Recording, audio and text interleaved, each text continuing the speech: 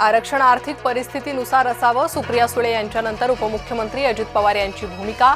बीडमधील दौऱ्यात बोलले अजित पवार. राज्य सरकारकडून केंद्राकडे मदतीची मागणी. केंद्रीय गृहमंत्र्यांकडे महायुतीकडून मागणीपत्र. मुख्यमंत्र्यांच्या नेतृत्वात महायुतीचं शिष्टमंडळ अमित शहांच्या भेटीला. सोलापुरात महामार्गावर पाणीच पाणी. सोलापूरकरांच्या अडचणी कायम. बुलढाण्याचे पालकमंत्री हरवले. विरोधकांची बुलढाणा पालकमंत्र्यांच्या विरोधात तक्रार. मंत्री मकरंद पाटील आणि सहमंत्री संजय सावकारे यांच्याबाबत नाराजी. लातूरातून सुरू केला उद्धव ठाकरेंनी दौरा. पूर आल्याच्या 3 दिवसांनी उद्धव ठाकरेंचा दौरा. आम्ही मदत मनापासून करतोय. मदतीचं पर्यटन नको आणि राजकारणही नको. उपमुख्यमंत्री शिंदेंची उद्धव ठाकरेंच्या दौऱ्यावर टीका. उपमुख्यमंत्री अजित पवार पोहोचले बीडमध्ये. पुराने उद्ध्वस्त शेतकऱ्यांशी साधला संवाद. पंढरपुरात पुराने घातलं थैमान. महिलांना याची खास करून बसली झड. निकष न लावता सरसकट मदत देणार. मुख्यमंत्री देवेंद्र फडणवीस यांचं आश्वासन. बंधाऱ्याचे दरवाजे न उघडल्यानं पूरग्रस्त धाराशिव इथं संभाजीराजे यांचा पाहणी दौरा. संभाजीराजे छत्रपतींचा दावा.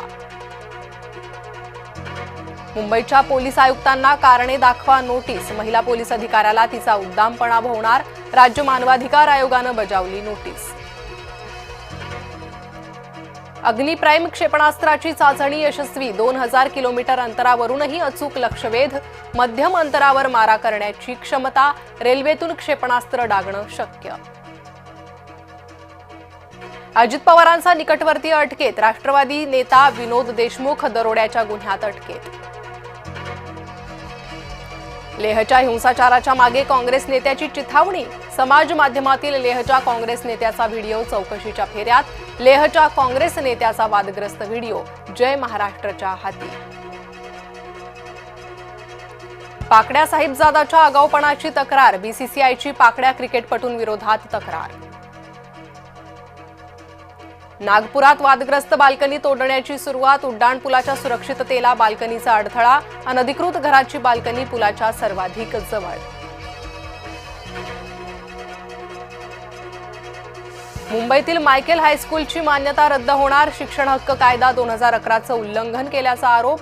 विद्यार्थ्यांना बेकायदेशीर प्रवेश दिल्याचा दावा.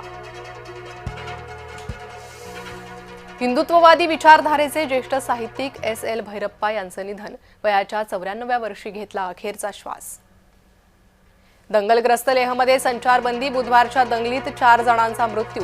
लडाखला पूर्ण राज्याचा दर्जा मिळावा म्हणून आंदोलन.